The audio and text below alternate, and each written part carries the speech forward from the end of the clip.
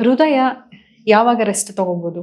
ಈಗ ನಾವು ರಾತ್ರಿ ಮಲಗಿದಾಗ ಹಾರ್ಟ್‌ಗೆ ಈಸಿ ಆಗ್ತದೆ ಪಂಪ್ ಮಾಡ್ಲಿಕ್ಕೆ. ರಿಲ್ಯಾಕ್ಸ್ ಆಗಿ ಪಂಪ್ ಮಾಡ್ತದೆ. ನಾನೀಗ ಕೂತಿದ್ದೀನಿ, ನಾನು ನಿಂತಿದ್ದೀನಿ, ಮಾತಾಡ್ತಾ ಇದ್ದೀನಿ, ಕೆಲಸ ಮಾಡ್ತಾ ಇದ್ದೀನಿ. ಆಗ ಹಾರ್ಟ್‌ಗೆ ಸ್ಟ್ರೈನ್ ಆಗ್ತಿರತ್ತೆ. ತುಂಬಾ ಕೆಲಸ ಮಾಡ್ತಿರತ್ತೆ. ತುಂಬಾ ಕಷ್ಟದಲ್ಲಿ ಅದು ಪಂಪ್ ಮಾಡ್ತಾ ಇರತ್ತೆ. ರಾತ್ರಿನಲ್ಲಿ ನಿದ್ರೆ ಮಾಡೋದಿಲ್ಲ.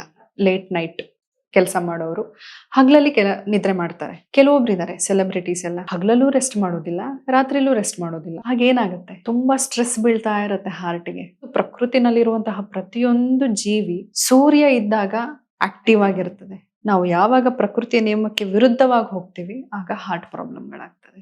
ತುಂಬಾ ಜನ ಹಾರ್ಟ್ ಪ್ರಾಬ್ಲಮ್ ಇಂದ ಸಡನ್ ಡೆತ್ ಆಗ್ತಿದೆ. ರೆಸ್ಟ್ ಮಾಡಬೇಕು. ರೆಸ್ಟ್ ಮಾಡೋದು ತುಂಬಾ ಇಂಪಾರ್ಟೆಂಟು. ನಿದ್ರೆ ಮಾಡೋದು ತುಂಬಾ ಇಂಪಾರ್ಟೆಂಟು. 9:00 ಆದ್ಮೇಲೆ ರೆಸ್ಟಿಂಗ್ ಮೋಡ್‌ಗೆ ಬಂದ್ಬಿಡ್ಬೇಕು. ತುಂಬಾ ಸಣ್ಣ ವಯಸ್ಸಲ್ಲೇ ಮಕ್ಕಳಿಗೆಲ್ಲ ಇದೆಲ್ಲ ಶುರುವಾಗ್ತಾ ಇದೆ. ಆಂಕ್ಸೈಟಿ ಆಗೋದು, ಪಾಲ್ಪಿಟೇಷನ್ ಆಗೋದು.